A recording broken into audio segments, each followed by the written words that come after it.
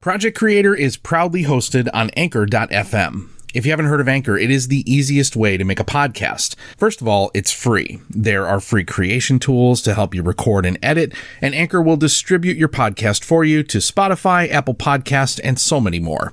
Best of all, you can make money from your podcast with no minimum listenership. It's everything you need to make a podcast all in one place. Download the free Anchor app or go to Anchor.fm to get started on your podcast today. Thank you for listening to Project Creator from Detroit, Michigan. My guest today is singer-songwriter Rose Thornberry. For a young artist, Rose is truly an old soul. We talked about Rose's experience pursuing her passion for music, how she strives to be her authentic self in all of her creative projects, and what it took to bring her debut EP, Mango Juice, to life. You can check out that track and all of Rose's work through her Linktree, which you can find in the description. And if you'd like to be a guest on the show and share your creator journey, please get in touch. If you'd like to hear exclusive behind-the-scenes conversations with my previous guests, I invite you to visit the Patreon link below. And of course, I appreciate your support. All right, and Rose, thank you so much for joining us here on Project Creator. How are you? I'm great. I'm feeling very good. Very excited to talk to you today. How are you? I am really well, and I am excited to talk to you. I want to give you the floor for a moment and just kind of allow you to introduce yourself. I'll tell you what I figured out so far with your burgeoning career here. So, Rose Thornberry, who are you? Where are you from? What do you do? Tell us all about you. Oh, wow. How much time we have? No, but I am a musician and songwriter from Detroit, Michigan. I tend to go towards alternative R&B and R&B style, as well as experimental type of music. Who am I? I am a creative person, definitely a creative. I've always been a creative. I've always loved music. I've always loved design. I've always loved anything creative. So this music is definitely another creative realm for me. It's not the only thing about me. I also am an architectural designer by day. So that's something a lot of people don't know about me that I'm actually very proud of. I went to college for it and everything like that. I'm also a photographer. So I have a lot of creative realms. That's one thing I truly do love about myself. But with music in particular, I actually just started professionally a year ago, and I've been very dedicated on it and very kind of right when I started, right when I put out my first cover last year, I just didn't stop. Like, it was full force. I kept going. Like, I was asking everyone to collaborate. I was making a bunch of music, and finally I released my first EP called Mango Juice about a month and a half ago. So that's a little bit about me. I don't want to give away too much too soon, but good. Nice lead in. You set up a whole bunch of easy questions for me to ask. Yep. So I tried to do a bunch of weird things. That's awesome. And so, all right, well, here's where I want to dig in first and foremost. Okay. I really like hearing that you have several different tracks for your creative outlets. I don't think a lot of creators I talk to are willing to admit, yeah, you know what? I also draw, and I also do photography, and I also, they're so focused on wanting to paint themselves into a box. But looking through your Linktree and looking through some of the other conversations you've had, you really are kind of wide open on a whole different range of how to express yourself. So what was it that made you go, yeah, but you know what? Music. I've got this. Was there just something in your head that needed to get out? That's a great song. That's a great question. Honestly, it's just music has been the most consistent thing that has spoken to my soul on a more deeper level since I was younger. It's been my kind of connector to understand things better, to feel better, to just be a better person and evolve. So I feel like I chose music in particular because also I was waiting so long. When I was younger, I had really bad stage fright. So no one knew I could sing.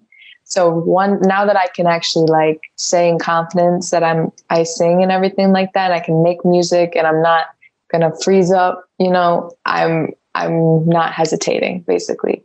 And honestly, music just makes me happy. Like everything creative, honestly, it makes me happy. I'm a very creative person, like I said, but music is just like, I don't know. There's something about it. It's just always speaks to me higher than anything else. It's probably the frequencies of the wavelengths and the sound waves and stuff like that just kind of hone in on my soul differently than other things. But I don't know. It's just always been there. So I feel like it should be the one in the forefront, I guess you could say. And how did you find your voice when it comes to the style of music? Because you laid out an original type of influence and sound when you say, an alternative R&B. And the way you laid that out, it sounds very esoteric. It sounds very big and broad. And again, because I appreciate the fact that you're not painting it into a box. Yeah, I don't like that. How did you develop that? How did you come to understand that was where you were coming at your music? At this point, I guess that's just what I feel I can write best to, as far as music composition, as far as just also, I feel like that's where I am in my life. I feel like I relate more to that alternative R&B style. Whereas it could be 2 years down the line or 3 years down the line, I could relate more to, I don't know, like rock or something like that. It's just like at this point in time, I'm feeling more relatable to that specific genre. But the problem with me, it's not a problem, but I listen to so much music, so many different kinds of music, that it's hard for me. That's how you said I don't like to paint a box, like put myself in a box. It's hard for me to give a name. So when people ask me, I kind of just say alternative R&B, because then it says like, okay, it's kind of got that R&B flair, but it's different. Like it's something different. Not sure what it is, but it's different, I guess you could say. So. Well, yeah. and when I listened to Mango Juice, I got a very, just the only word that I could put out there was just vibe. Like you just had this like flow and this rhythmic vibe. Thank you. What influences did you have growing up? So all your life you've had music playing in your head, right? You're one of those people that has a jukebox that never stops. So who was influencing you when you were growing up?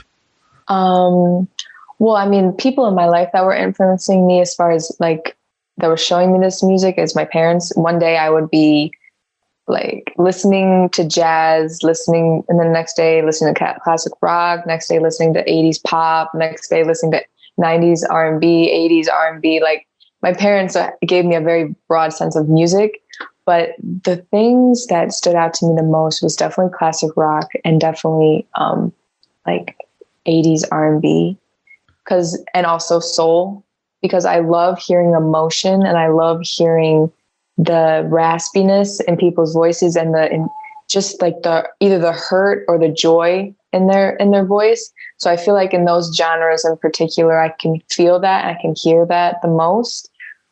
So those were the main influences when I was growing up, especially classic rock, especially like people like Janis Joplin. Oh my gosh, I love Janis Joplin. Her emotion in her music is crazy. And also Jimi Hendrix. That's my main one. I love Gwen McCrae, if you ever heard of her. Obviously, Aretha Franklin. But modern ones, I would say Jhené Aiko. She's one of my favorites. I would say probably this new R&B artist called Lucky Day. Just those people and their lyricism and the way they deliver. It speaks to me differently. I love music, but like all kinds of music, but those are the ones that kind of I find myself going to the most, I guess you could say. So it's interesting to me too to hear something that I hear expressed by other folks in your age range of being so open to such a wide range of different musical styles. And I think the generations that came before you we were all like, no, we're in our box and we listen to this and that's what we listen Right. to. And so it's great to hear that you've got like this, just, whatever, right? All these different influences, modern and post. So when it comes to then you're making this decision, we're going to sit down and we're going to put our head to this and go, yes, we're going to make this music and we're going to pursue it and we're going to get it out there. So I want to kind of go back to that moment for you. You mentioned that, I'm trying to collaborate with people. I'm trying to get on the ground and make this happen. So from a literal sense, right? The logistics of this, how in the world did you get your foot on the ground to be producing a professional sounding track, which, by the way, it's a professional track, right? I mean, I've talked to a lot of friends outside of this podcast world that are just hobbyists and good song, dude. No. How did you get in that door? I just did it, like I didn't make excuses for myself. I just kind of, whoever I felt I could connect with, I did. And every single person I met in a music sense, I took as a blessing and I didn't take advantage of. So at the very beginning, I met a very talented producer, engineer, and singer and songwriter. And he's become almost like a mentor to me. Like I go to him whenever I need help on something or whenever I have a question on something. He's actually in one of my songs. His name's Sam Watson. I really am grateful for him, but that's just one example of when I meet someone creatively and I see potential in what our relationship could be, I make sure that it's nurtured and that I pay attention to it so that that path stays on the, I guess you could say the righteous one, because if you're not taking care of what's around you, the connections around you, the people around you, because it's at the end of the day, it's about connections. It's about how many people you can influence and how many people you can expose yourself to and meet in order to, I guess, find that true exposure of yourself. So I guess, it was just doing it and honing in on it and nurturing it, basically, and not making excuses. Oh my gosh, I can't make excuses. I just do it. I think too much. And then I just kind of I shut myself up. I'm just like, no, just do it. Is it like where like the things that you're thinking about dealing with, maybe they feel a little bit intimidating, but you quash that and you say, nope. Yeah, because I'm a very visual person. So I think of everything and I see every situation before I do it. So a lot of times that can get overwhelming. So I'm better at like shutting them off and just being, okay, this is what I'm going to do. And if it doesn't turn out the way I wanted, then that's how it was meant to be. And then I just go a different route. So you're obviously successful in making the right connections in order to pursue having this thing recorded. I'm assuming that meant you got access to be able to get into a studio, right? And I actually have my own studio. You do? Yes. So I got really sick of paying for studio time. Yeah. That was the main thing that was, it was just too much money for no reason. I was driving all this way just to be timed an hour, 2 hours and feeling rushed. So I was like, you know what, let me just buy my own little setup that will sound professional and that will be a good starter kit for me. So yeah, I have it in one of my bedrooms in my apartment. I've been doing this kind of thing for a long time, so I applaud you. Because the studio thing, I mean, there's spaces out there, but they're expensive. I just don't like being rushed. I don't like being rushed. I really don't. And even if they're not rushing me, even if they're not saying you got to get out, I still feel that way because it's like at the end of the day, it's not my space. So I don't feel completely welcome there. So I like that I'm able to make music in my own space. Right. Because I think you can't like really unwind the right way. Like, I don't think you can get into the right headspace and be able to deliver the performance that you want laid down on that track. Exactly. So, perfectly said.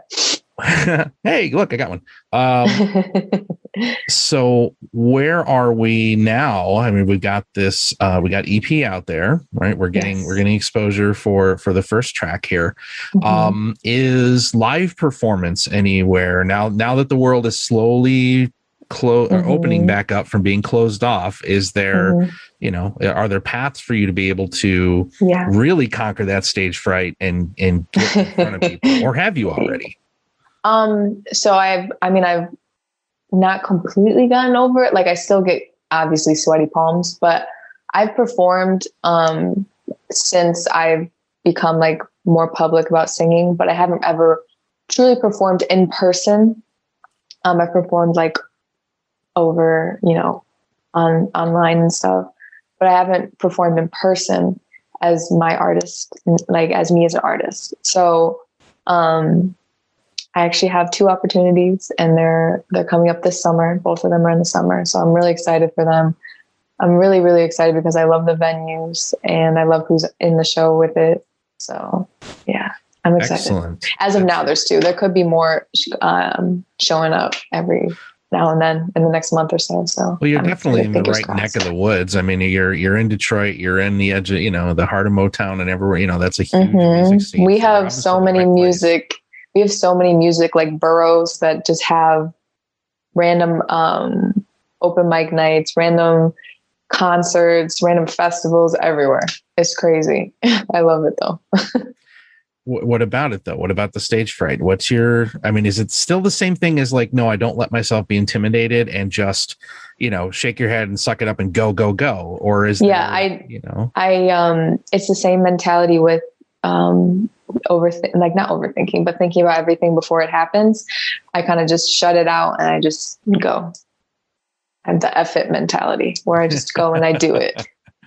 I've come to love that mentality a lot because it makes you feel more comfortable with being uncomfortable, I guess you could say. So I've come to practice that a lot more lately, and I'm digging it. So I'm gonna obviously plan accordingly and rehearse and everything like that. But when it comes down to the stage fright, and if it's trying to sabotage me, the day of, while I'm about to go on stage, I'm just going to take a deep breath, plant my feet and say, F it, because I'm going to do it either way.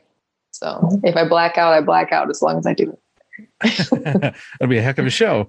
No, I don't think you'd black out. No, I don't think that'll happen. By blackout, I mean I don't remember anything that happened while I do it. Stand there, and all are these lights are out in front of your face, and you're pretty sure there's people there, but you can't hear anything and you can't see anything because you're like, exactly, what the hell universe am I in right now? Exactly.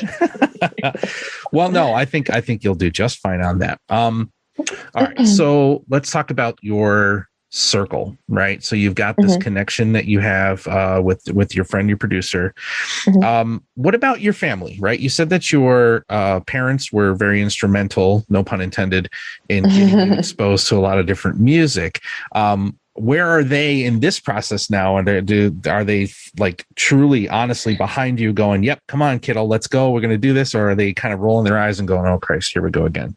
They're being parents. They're being practical. They're saying, are you sure you want to do this? But at the end of the day, I'm their daughter. They're going to support me no matter what. As long as I'm happy, they're happy.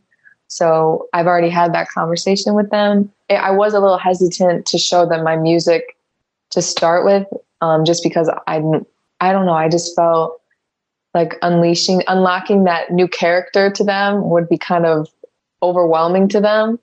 So they ended up taking it very well. They ended up taking it very differently than I thought. And ever since, they've been supportive. They've asked me, when you release new music, they asked me, let me hear like a new song that you did and all that. So they're very supportive, and obviously they're going to back me no matter what. So I'm grateful for them. Really good to have, strong people behind you that are propping you up. And now you said something, and I caught it, and I want to ask you about it. Now, you said that when you presented that character to them, so at the beginning you said that, right? You also live in the real world where we all live with dumb day jobs and everything else, right? You're a designer, I believe you said. Architectural designer. Yep. Architectural designer, right? So that's like a legit real world thing. Yes. How much of Rose Thornberry in the middle of the Mango Juice track is the same person that is Rose when she's sitting at a desk looking at plans and answering emails and going to meetings? Oh, wow. They're completely different. How much of a people. character is it, right?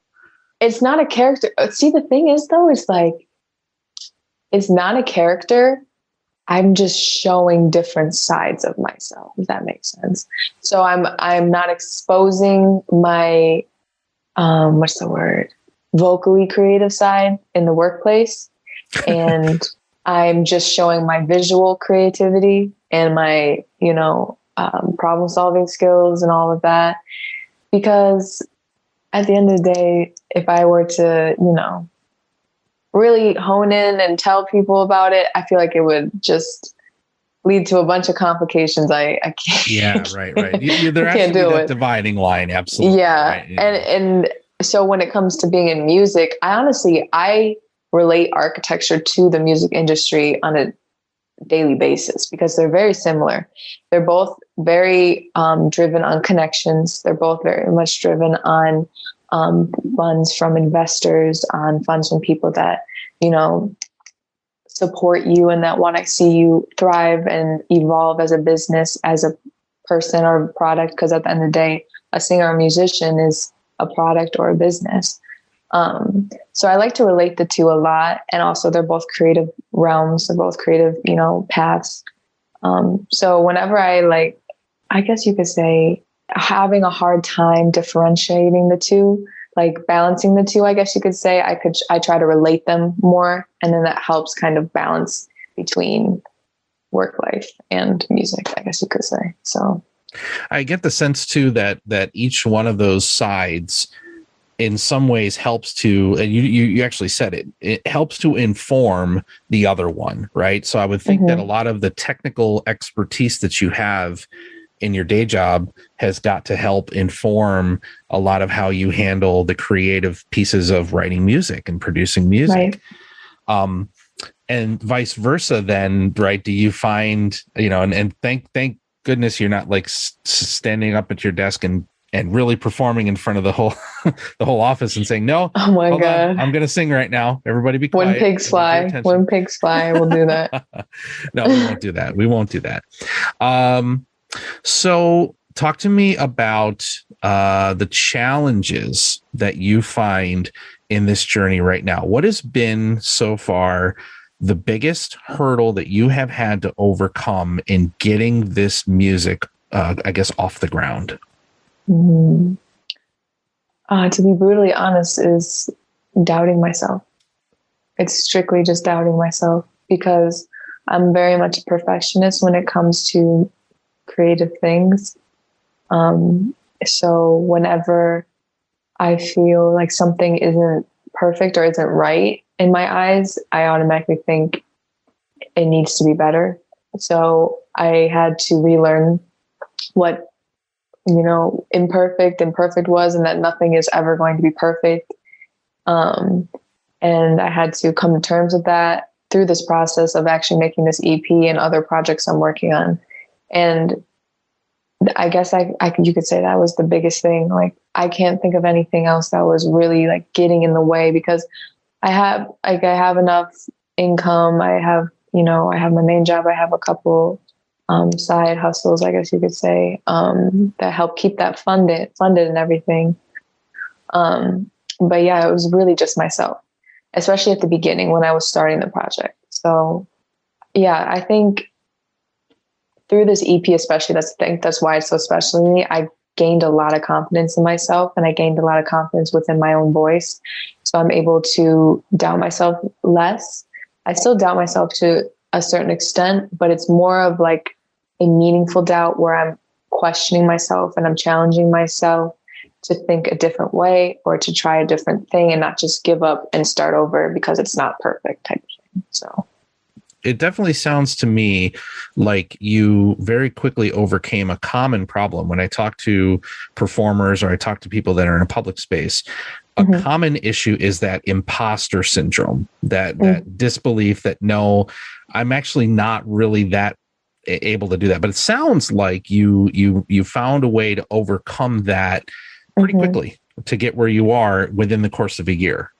I think the reason why I'm able to do it is because I've held back for so long. I wasn't singing for so long. I wasn't showing people my voice for so long. So now that I'm actually building that confidence in myself, I think it's more of an enhanced, I guess you could say even it's like healing, because it's like to a certain extent, there was some sort of deeper thing that was affecting me that wasn't allowing me to show what, I guess, a gift I was given to people. So once that healing started, I gained that confidence, and now I'm finally doing it in a professional way. I feel like any problem that I face regarding confidence, regarding doubting myself, I think I'm able to solve more enhanced because of that. So, yeah.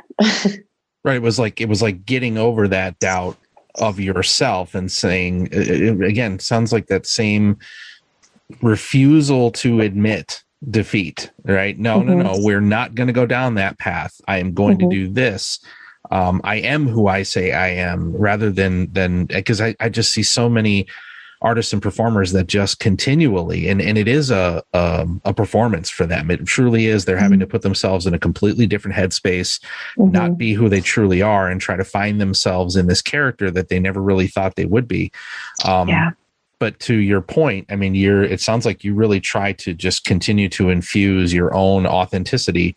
This is who I actually am. Like, you're a very soft-spoken person, right? And talking to you, you're not a big personality. You're not like, you are the antithesis of the way that so many musicians want to conduct themselves in public. They want to be big, and they want to be loud, and they want to be seen. They want to be heard.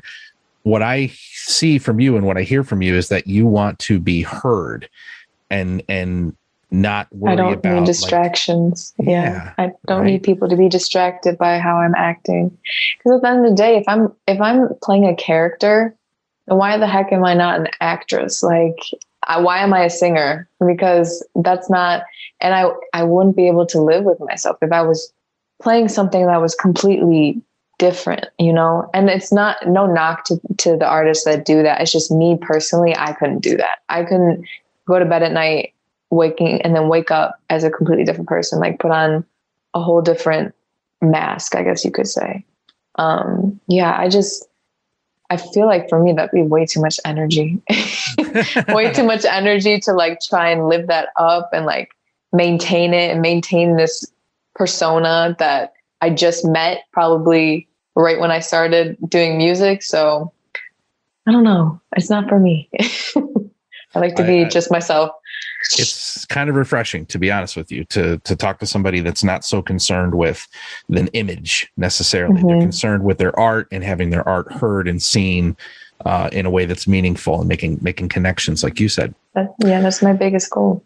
So let's go to the other side, which is the woohoos and the triumphs and the yeah mans. Like, can you pinpoint to me a moment that you had like a total aha, holy crap, this is awesome? Like, has there been a high point for you so far? There's been so many, because I get excited by a lot of things. I got really excited when I got all my equipment. So that was a big like triumph, because when it came in, I probably ran around my apartment like 80 times. I guess you could say releasing my first single, because that was a big deal. Doing my first music video was a huge deal. I put so much time and energy into that. I'm really proud of it as my first music video. I mean, this EP is very much a big accomplishment because it's almost completely written by me. The only things that aren't written by me are features on it. So, I don't know. There's so many things I could say, but those are a couple. It's like a lot of little moments for you. It wasn't. I treat everything as a, I guess you could say, as a accomplishment, just because it's like, it's a new thing I'm doing. It's a new thing I'm conquering. It's a new thing I'm putting out there and doing. So, yeah. Excellent. So let's see. We're up and running now. We've got the EP out there. We've got some potential live venues. What about the, getting that track in front of ear holes and eyeballs, getting that music video in front of people? How much goes into, you sound like pretty much a one-woman show here. So how much are you having to put into like even just the networking and the distribution and the marketing? And is that all you too? I'm not gonna lie, it's a lot just me. I have a couple people that give me insight. I have some people that give me certain like opportunities, but for the most part, yeah, it's just me. And it's because I'm very particular with what I want and what I want to be presented as. And I don't want people to twist things differently than I want. And whenever someone assists me with something, I make sure they send it to me before they send it out, or I make sure we collaborate on it. So it's everything that I think I would say, and it's not them speaking for me. So yeah, it's mostly just me, all the promo. I mean, obviously I hire like videographers, I hire, engineers, all of that. But yeah, getting all that done, this person. I think it's a space where you don't have a choice. You have to be a control freak on a lot of levels, right? You're trusting people to a certain extent to take care of what you need taken care of, but you sound like you really want to oversee the details. I wouldn't say it's controlling. I'm just very particular. I'm very passionate about this in particular, this realm that I'm in musically. And I don't want to deter from that. And I feel like unknowingly someone could do that, and that's not their fault. It's just, I would rather not go through that miscommunication and that waste of time and just do it myself. That's how I've always been, though. I've always been that type of person where I'm very independent. I'm the type of person I'll ask someone to do something, then end up doing it myself. So it's just how I've always been. So, I mean, once like I'm getting to that point where I do need to start thinking about hiring people or having people assist me, but I just have to be very particular with who I select. So, yeah. Well, and right, you're on that edge of where independent artists really start to get recognition, get exposure, and that's when the companies start knocking on the door. At some point, if enough ear holes hear it, enough eyeballs see it, enough interested parties get wind of it, there's a good chance, and it's like would be a good problem to have if someone comes knocking on the door and saying, "Hi, I got a contract." But does that scare you a little bit, right? Like to have to make it, I guess, is I'm dancing around the word here, but to make it would probably require relinquishing an awful lot of control. So I don't think I'm necessarily scared. I'm just very skeptical, especially when contracts get thrown in my face. You best believe I am going to a law office the very next day, or having the lawyer in that office with me when they hand me that contract, because I have seen too many stories of artists getting screwed over because they didn't read their contract right. Something was, in between the lines type of thing. So I'm not against it, and I'm not necessarily scared of it. I would be very particular, and I'd be very skeptical and very fragile with it. I guess you can. Fragile is a good word, because you can't treat that type of stuff lightly, because at the end of the day, that's your legacy. And that's like, especially, I guess you could look at, I don't know if you know about Kesha's story, that artist. Yeah. She was trapped. Like, she was literally trapped in a contract. She couldn't even release music. She couldn't release anything because these people had a hold of her. And I don't want that ever to happen to me. So I'm going to do everything I can to prevent that. So, yeah. Well, here again, I think that's another place where your experience in the real world, right? Let me say the real world, but the boring world, the working world, or the 9 to 5.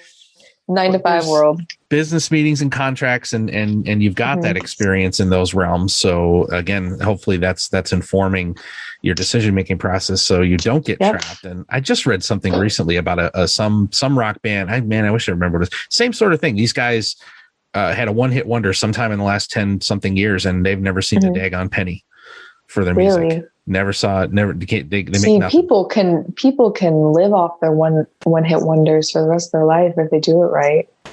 That's crazy. Oh, I feel for them. I really do. Let's make sure that that's not Rose Thornberry. We got to make sure that's. It's not going to be. It's not going to be. Speaking that into existence, it's not going to be me.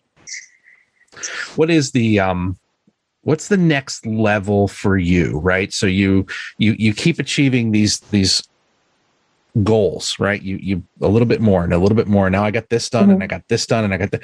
What's the big goal next, right? What are you looking for as a next level of success for you? Because it sounds like you're very methodical, and it's not just going to be some pie in the sky, instant stardom. It sounds like you want to work up incrementally. Yeah. So I'm actually working on a lot of music videos right now. So those coming out would be the next big thing. I'm working on 3 music videos right now. And they're all going to be coming out in the next 2.5 months, 2 months. So that would be a big thing. Also, I have a collaborative album coming out in the next couple months. So that's going to be really, really fun when that comes out. And also my biggest goal for the next 1.5, 2 years is to have my debut album done. So, and start promo and marketing for that. So, right. Yeah. Just one step at a time, build the next thing, build the next thing, build the next thing, and keep at it. Yeah. I think one of the questions I wanted to ask you, I feel like you've kind of been nibbling away at the edges of it, answering it the whole time we've been talking. But so, right, you're in your 20s, I believe, right? You're 20 something, don't matter how old you are, but you're in your 20s. And, if you had that opportunity to turn around and go talk to 12-year-old, 14-year-old Rose, knowing what you know, being where you are or where you've been, what would you say to her?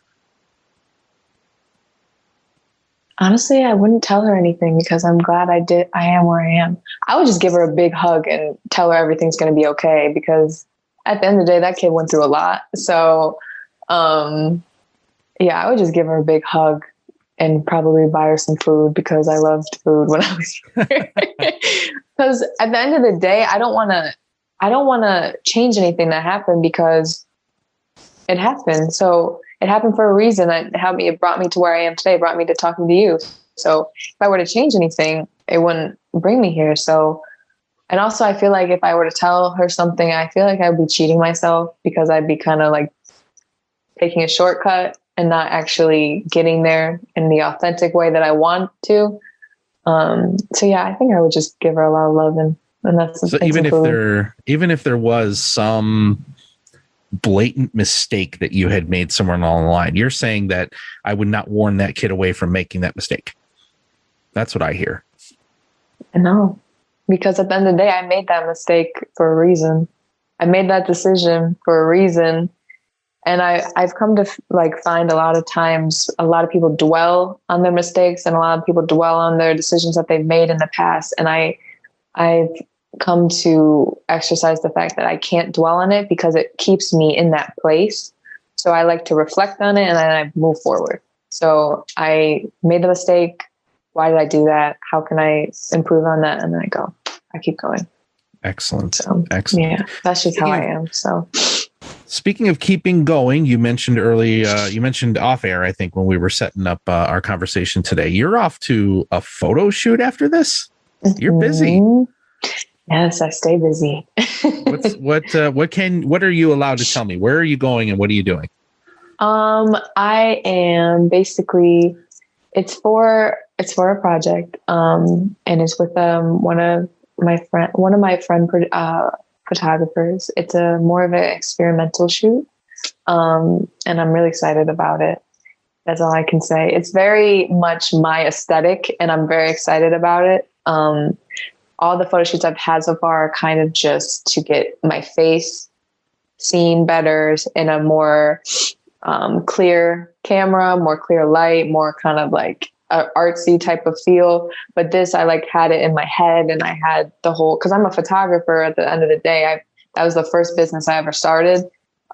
So I have all these ideas of what I could do behind the camera, but I've never had an idea of what I could do in front of the camera. So this was like my first main idea for what I could do. And it's very much my aesthetic, and I'm excited about it. Oh, best of luck with it. I really Thank you. Hope to see more. I hope to hear more. I am super grateful for the amount of time that you spent with us today. I know you're busy as heck.